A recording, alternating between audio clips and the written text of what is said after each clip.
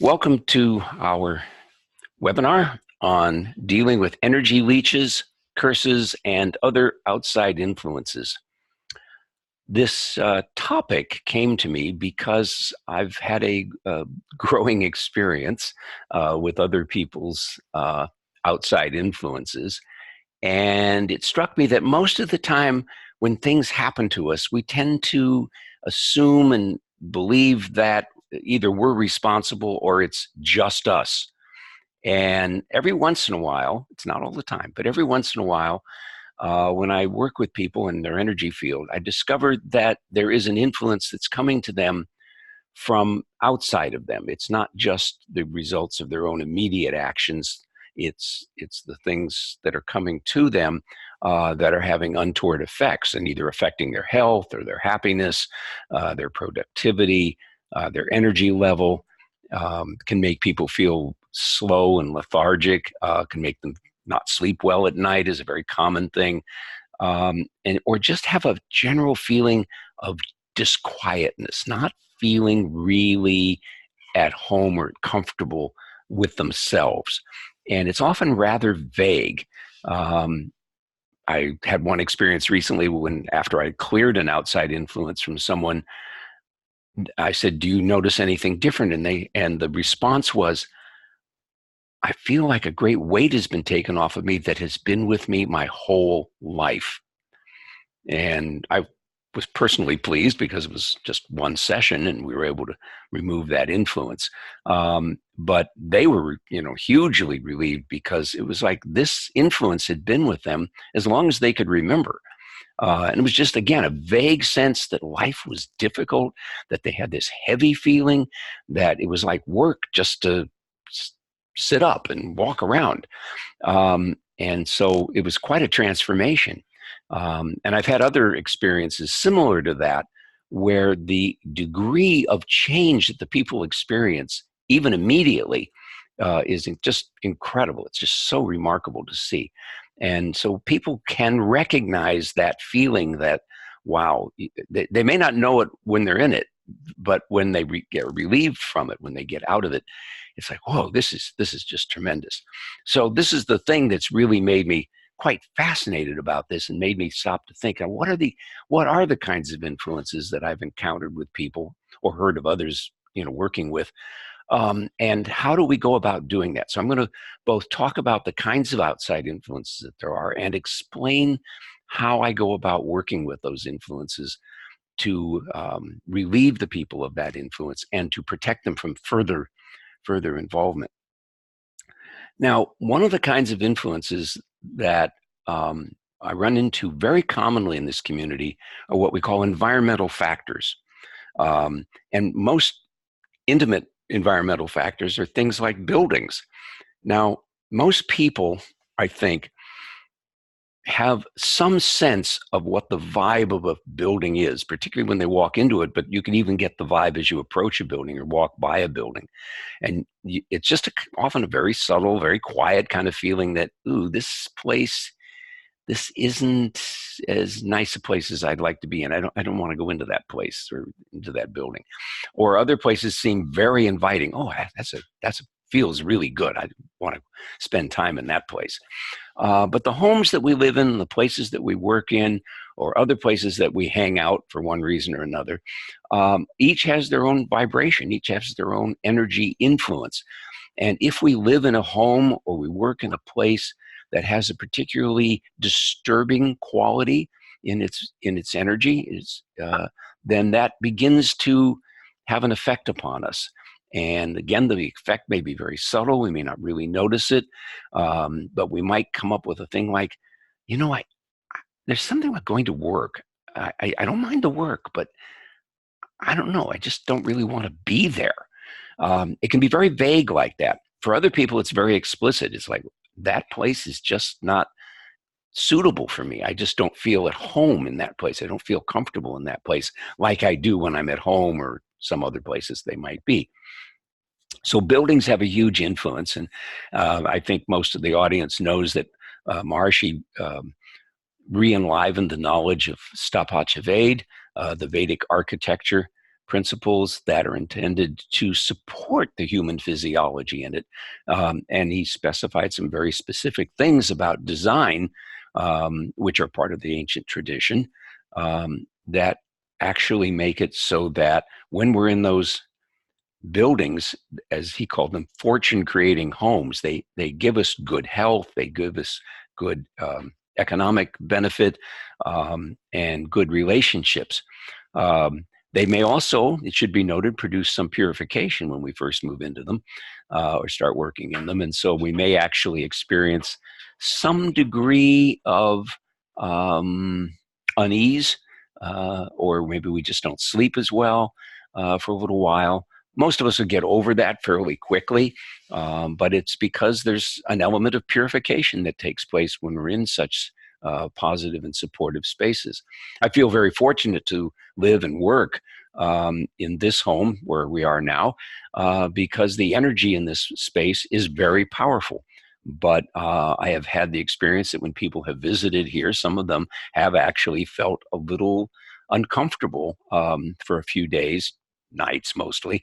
They don't sleep quite as well as they think they might, or normally would. And so, it takes sometimes a little bit of getting settled into the environment before one feels really comfortable and really feels the support that buildings can bring.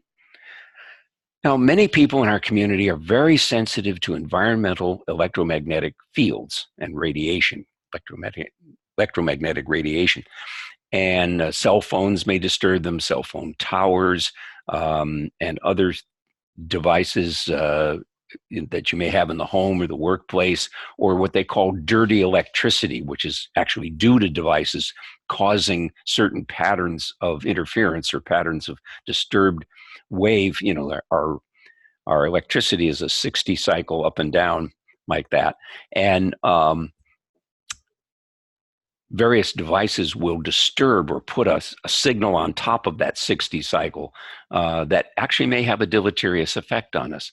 And so some people will turn off the power, at least in the room where they're working or sleeping. It's hard to turn off the power in the room where you're working usually, because almost all of us use electronic devices. But certainly in the room where you're sleeping, some people find that they really feel much better if they get rid of those fields. Years ago, I discovered, when people started talking about this, that if I walk around just with my hands up like this, and move through a room, I can actually feel a kind of tingle when I'm in a incoherent piece of the field. And that's directional too, of course, because my fingers and palms act like an antenna, or a set pair of antennas. And so, some people use, meters to do this kind of thing. I would just walk around, and I showed my kids how to do this, and they could do it too. They were quite surprised, but rather pleased. They just walk in and they would say, "Let's check out this space where that you're going to be sleeping," and they'd walk around. They go like, "Ooh, it's like this spot over here. We don't want the bed here because this is, a place where the combined fields that are being created around us are having a strong effect." Power line transformers and things like that, which in many neighborhoods hang on a power pole, where the electricity is running outside a home. Those transformers can give off quite a significant field. And so many people, even inside the home, if you walk around like this, you pick up the field, pick up that influence, and like, better not to sleep in that bedroom, probably better to sleep in the one in the back of the house, further away from that source of radiation. Should say just a word about more physical stuff like chemical pollution. Certainly pollution in our environment. We had a shift in the wind, I think it was yesterday, and quite a number of people in the community noticed that the air quality in Fairfield took a sudden dive. And it seems that the CAFO that's located, I believe it's kind of northwest of us here, was putting out quite a bit of odor. It was either that or the farmer had spread the CAFO waste, the liquids, out on the field. And so usually for a day or two after that's done, there's quite a bit of odor that comes off of that. I guess people that farm must get used to it. Like I get used to the clock that's here in the room, but most of us aren't around it all that much, so that when it happens, we really notice it, and we feel, it's kind of uncomfortable. But chemical pollution and other kinds of uh, environmental pollution, solid stuff, physical stuff, can also cause quite a bit of disturbance in our system. Can be outright poisonous, or just um, less poisonous. Just, it's disturbing our system, but not necessarily, making us immediately ill.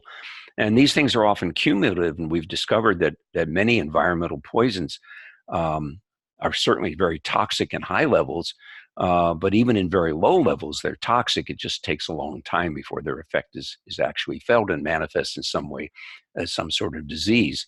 And even here in Iowa, we're, on the one hand, we tend to think we're in a pure environment, but then when we really start analyzing what's in our water and what's in our air, and what's in our food, of course, but the food is, unless we're growing it ourselves, is generally brought in from somewhere else.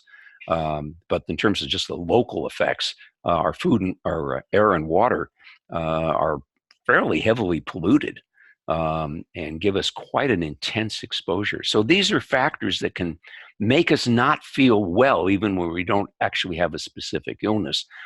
And there are things that we can work on energetically. We can change the way the body is responding to those things, and then try to create some shield. And of course, on the physical level, try to change our environment, try to protect ourselves from those influences so that they don't continue to harm us. I'd like to move on to talk a little bit about our karmas. We tend to classify karma as good or bad. Basically, karma, you can think of as opportunities to learn lessons in life. So it's a challenge that we receive in life. It may be a kind of thing where we've done something, perhaps either in this lifetime or more likely even in a past lifetime, that payback has come due, so that we learn what the consequences of that kind of action really are. And so we have to, so to speak, suffer in a way that other people perhaps suffered as a result of our actions to them. And there are also familial patterns, which are a way of delivering karma, and that is what comes to us through our family. Um, and there are often many generations in a pattern. I see 5, 6, or more generations fairly commonly that are producing certain either behavioral characteristics or just things that happen to you, kind of karmas that have not been resolved. They need to be worked out. So with those kinds of things, it's usually a matter of going back and looking at the very basis of where this came from. And of course, when we're talking past lives, obviously that's not traveling in time. It's dealing with the energy that exists in the present. So that's an important principle, and I've said that many, many times. We deal with what is here now, but what is here now may have come to us from many lifetimes past. So we look in and see what's going on, what that karma may be.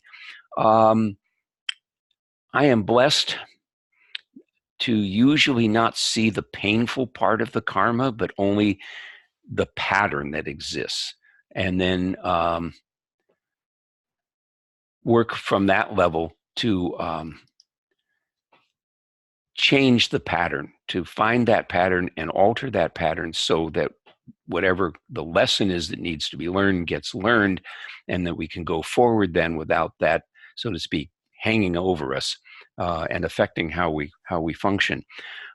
This is something I don't usually tell people what that karma is, because there's a certain tendency for people to kind of blame themselves and to then hold on to the idea, well, I did this, 6 lifetimes back, or 8 or 10 lifetimes back, and now, through the generations, through the lifetimes, I've had to suffer this karma, and it's just the way it is for me.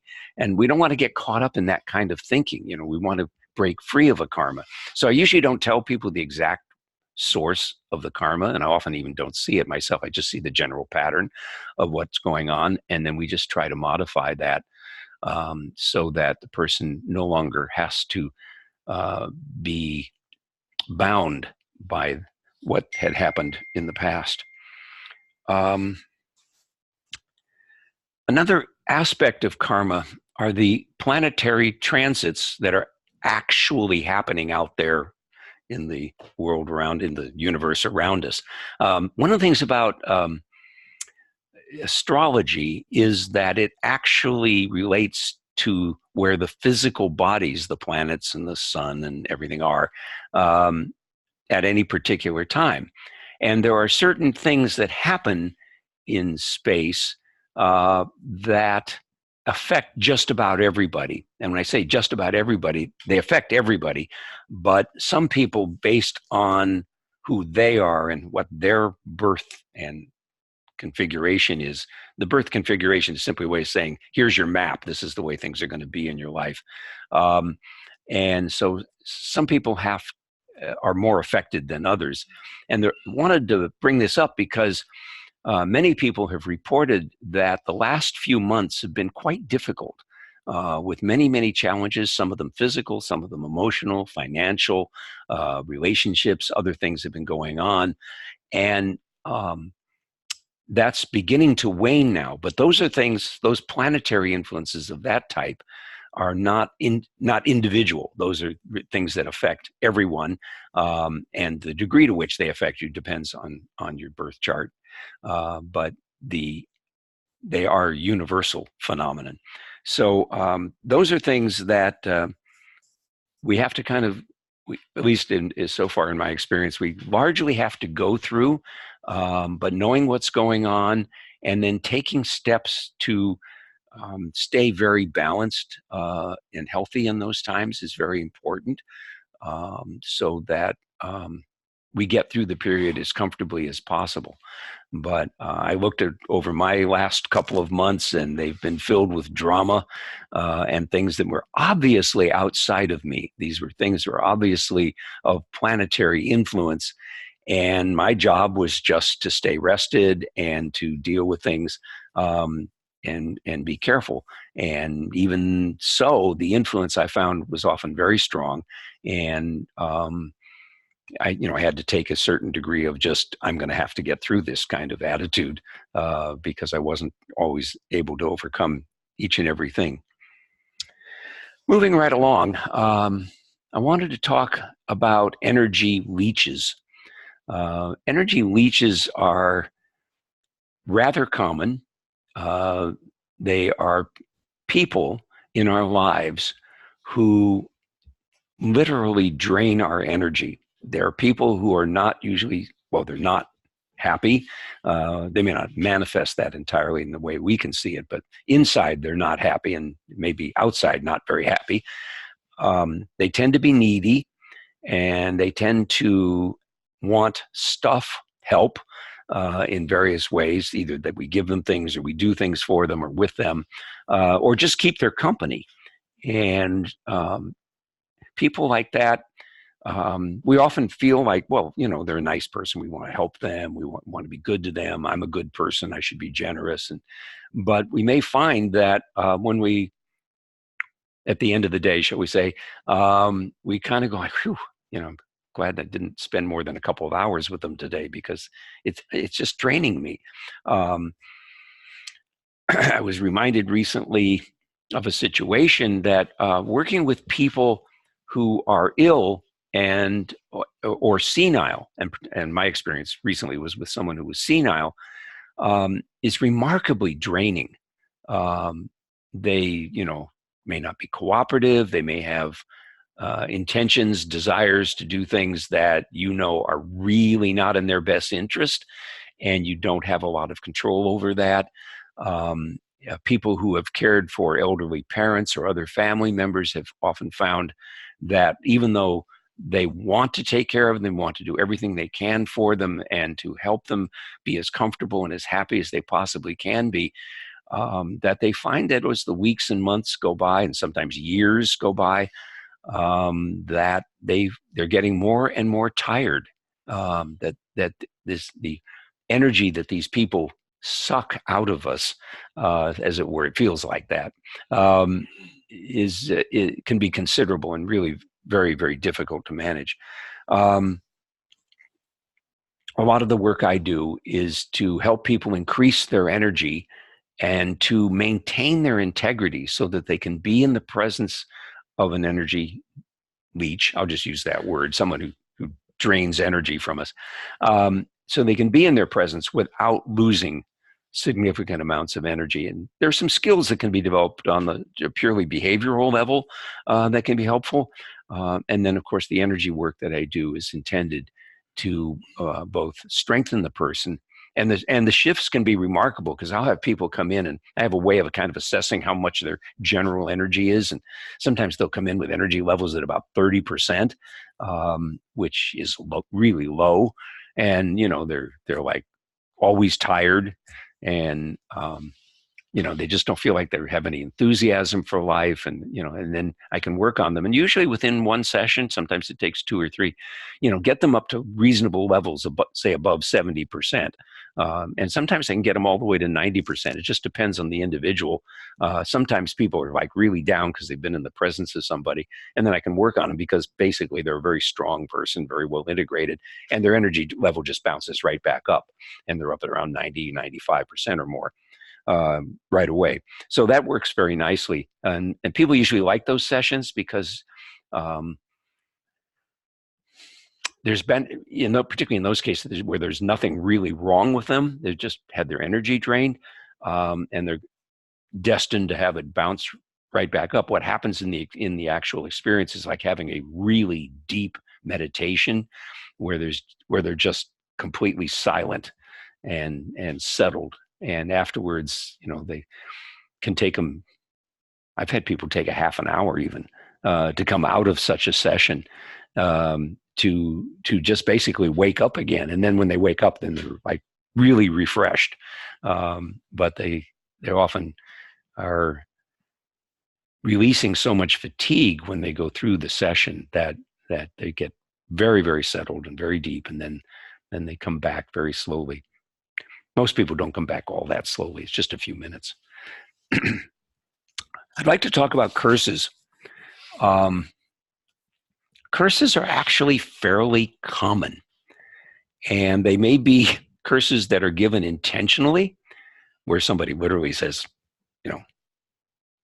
I wish you'd lose all your money, that kind of thing, or, you have poor health in your family for the next 6 generations, or whatever they might say. Cursing used to be cursing people, one person cursing another, or cursing a family. Used to be fairly, the word that came to my mind was popular. It used to happen quite a bit. It was, well, people believed it, for one thing. It wasn't, they didn't doubt it. Not these days, we don't really tend to believe in curses. They're very real. But in centuries gone by, cursing was a very real thing. And as far as I know, it existed in virtually every tradition. And it's not that people did it all the time, but it's just, people knew about it and would do it. We've heard of, I can't think of the word, the in the Caribbean where they stick the dolls and, yeah, voodoo. Thank you. Yeah. And that got got dramatized in some movies and stuff. And other forms of magic that have existed throughout Europe and were brought into this country. So the whole thing about inflicting things on other people, and of course, blessings are also, they're the same thing as a curse. They're sending a certain kind of energy in somebody's direction, and it can be a wonderful thing. But curses are the bad energy kind of thing. We're wishing bad things on people. Now, the way I deal with that, and sometimes curses are from past lifetimes, and may also exist in a family's history. And that's a very common thing. And the way I deal with that is to go back and find the situation in which the person or family was cursed and deal with the person who gave the curse, because obviously a person who curses someone else is a very unhappy person. They have a grievance. And so that's a typical thing anyway. And so I have to go back and find the energy of that, pardon me, and show the cursor that they are as affected by the curse as the person or family that they have cursed. It's a very interesting concept. When I learned this, I was taught this, I was quite surprised, but what my experience is very much confirmed that that's true. And so the way I relieve a family or a person of a curse is to help the person who gave the curse, and to show them that what they've done has affected their life and subsequent lives in their family as much as it has affected adversely the person whom they or family that they cursed. And I find that work really fascinating because, first of all, people are not, even if they're from 6 lifetimes back, they're not usually quick to give it up. And so it takes a certain amount of coaxing and explanation and revealing to them what the consequences of the curse was on themselves and their family, you know, and particularly if it's from many lifetimes back, and how it's affected their subsequent lives. And I just find that terribly fascinating. I just think it's just really amazing. But it works. I don't think I've ever had a situation where the person who gave the curse didn't eventually understand and forgive the person that they had cursed for whatever it was they had cursed them for, and found peace within themselves about the situation. And the resolution of that, the relief of energy, which I feel is energy, the release that comes with that is often very dramatic. And as I often say to the people I'm working with, this is clearing up not only past lives, but protecting or ending a karma of the curse that has, come down to us and will continue on into the future if we don't stop it now. And that particular line of reasoning also usually helps to persuade all the parties involved that it's time to let it go, and make peace with life and move on with their evolution. So it's really fun to work with curses. It's not something I get to do every day, but it happens often enough. It's surprising to me how many times the things that are affecting us from outside of ourselves are due to curses that have been given to us or to our family. Now, I want to get down to an area. Some people would find this a little delicate, but I think it's very important, and that has to do with entities that are affecting us. And I'm going to just use 2 terms. The first is disincarnates. It means souls that are no longer attached to a body. But it seems that certain souls decide or need, or whatever the mechanics is that gets them into a state that they want to influence and gain advantage from influencing someone else who is in a body, some other soul in a body. And so my clients, people who are people in a body, usually, I have to actually, and now that I think about that, I have to qualify that, because sometimes people ask me to work on somebody who is not in a body, somebody who's already passed, recently, usually. And I've had some wonderful experiences with people who have come to me after they've passed, seeking some help in some way, either with their transition or with their family dealing with the fact that they have transitioned.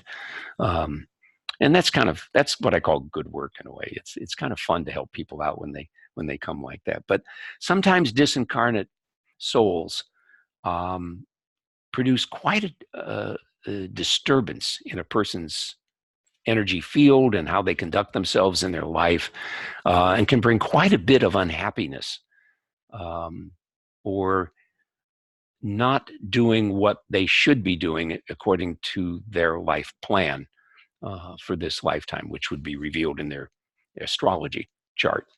Um, and so it can get people out of the natural direction of their life and into doing some other things, which may be beneficial to the disincarnated soul. Um,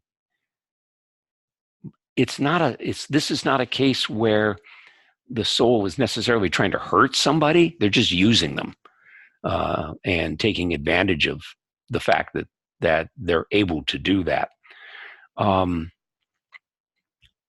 Implied in that is a certain weakness or vulnerability in the person who's affected by a disincarnate soul, and so they may not appreciate what's going on. Most people don't realize they're affected.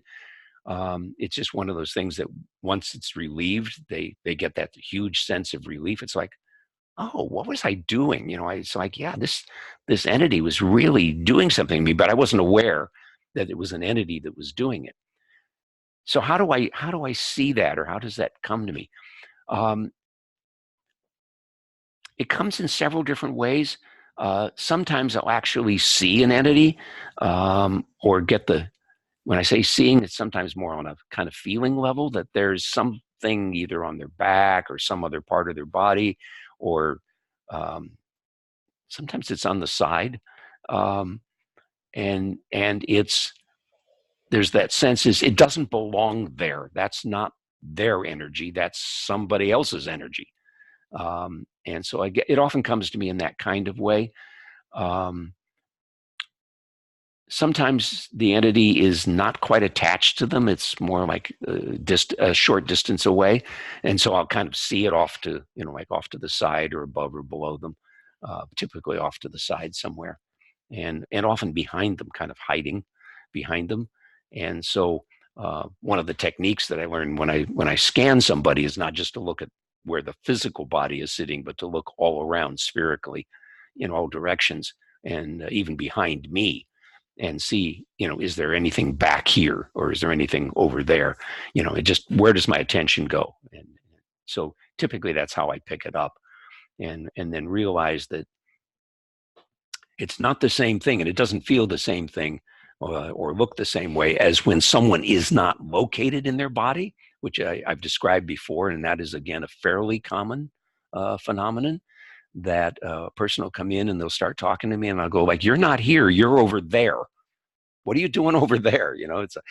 And then we begin to explore, why does the center of their being not be in the center of their body, in here, right? But it's somewhere else. It's off to a side usually, or underneath, or behind them. Um, and then I check, can I slide it back in? And usually I can't, because there's something that's keeping it out there. And then I have to explore what it is that has displaced them from their body.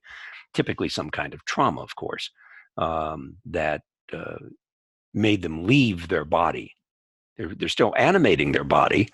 They haven't disconnected from it, or to be dead, but they're still connected to their body, but they're not centered in their body. They're off somewhere else. And again, I find that very fascinating work.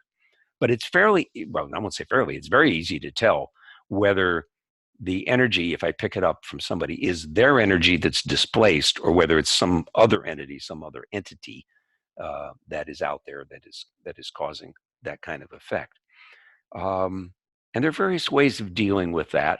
Um, Usually I start by saying, what are you doing there? Why are you there? What is it you need?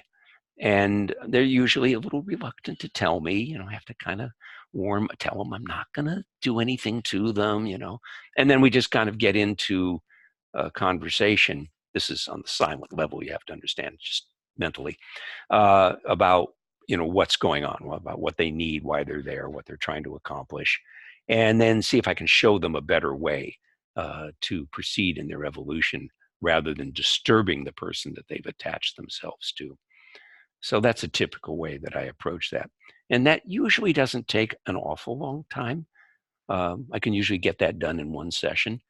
And the relief that people feel is usually considerable. It's like, whoa, it's like, whew, thank you for getting rid of that. Now, the last kind of entity I want to talk about are the ones that actually have ill intent. And some of those, there are various kinds. I don't know an awful lot about the different kinds, but I've had some experiences with the group that are described in the Vedic literature as Rakshasas. And they are not pretty to see. They are very hard to remove from a person.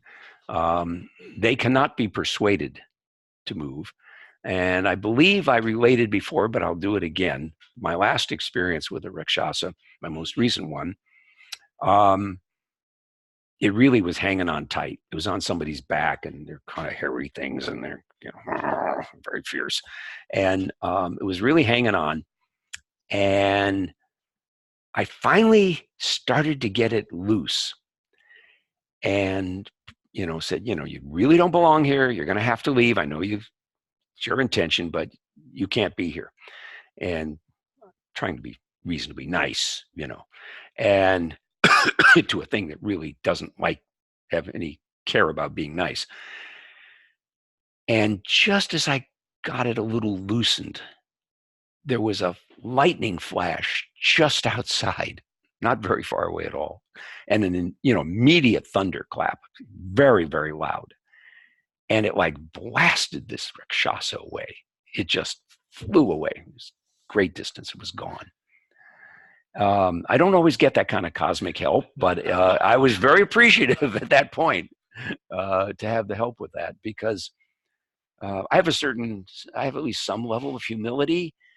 And there was this certain sense that here was this enormously powerful being, and it was kind of like David, coincidentally, and Goliath, and so I got a little outside help, I think, and we were able to fix that one. Anyway, I think that's a good general survey of outside influences, and I'm going to just check and see, is anybody. You can use the chat function or the Q&A function. I think both are operational. If you want to ask a question at this point, or if anyone in the room wants to ask a question about what I've presented, anything?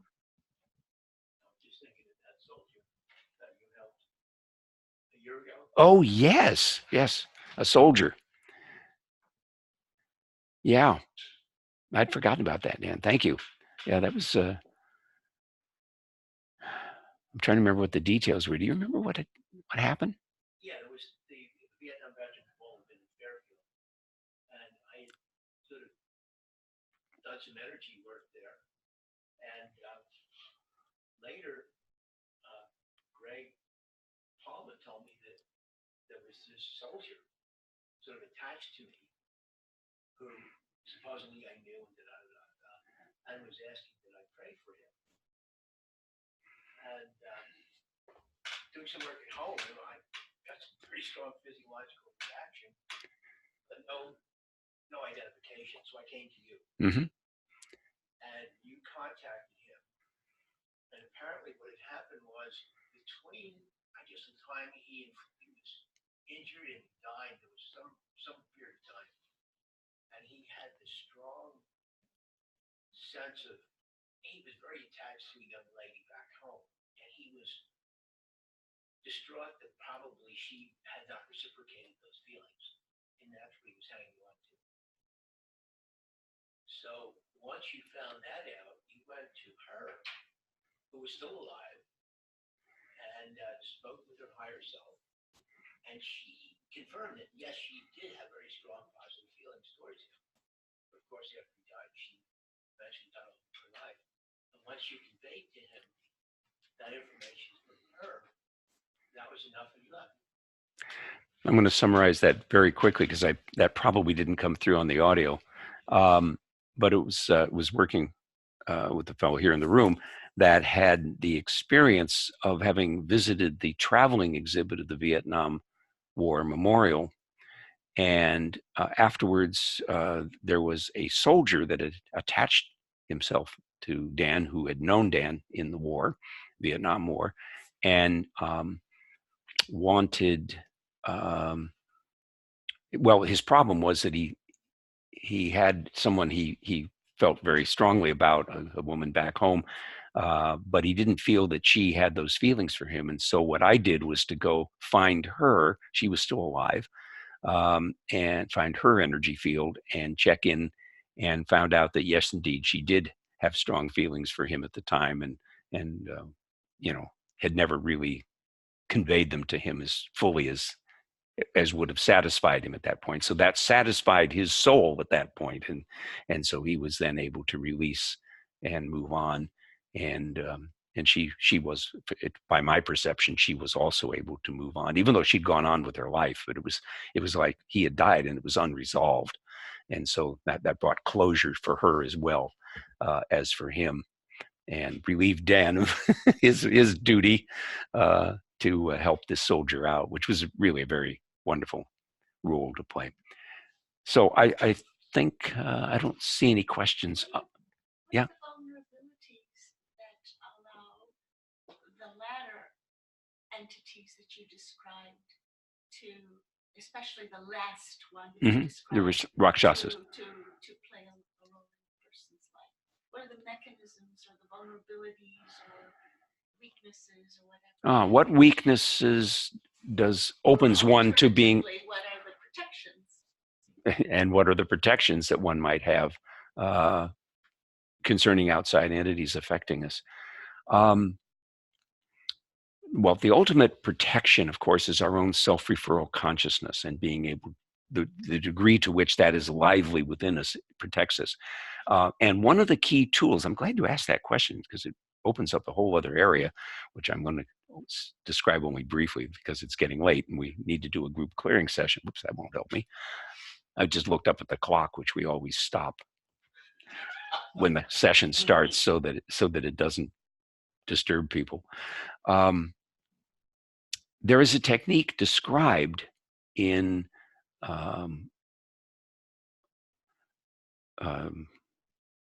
Dr. Tony Nader's Ramayana in Human Physiology. And I'm sorry, I've forgotten the verse number now. It's, I think, 245, but don't quote me. And it describes how Ram, who is the hero of the story, who is in battle with Ravana, who's the incarnate of evil, is sort of the ultimate Rakshasa, although he was always depicted as a warrior king, who lived in Sri Lanka. And they were engaged in battle. And it's noted that Ram, basically, he transcended, and he had in his arsenal of weapons that he carried Brahma's arrow. And so this particular verse is called the one, Brahma's arrow. And what Brahma's arrow is basically is taking an untoward situation or other person and just transcending.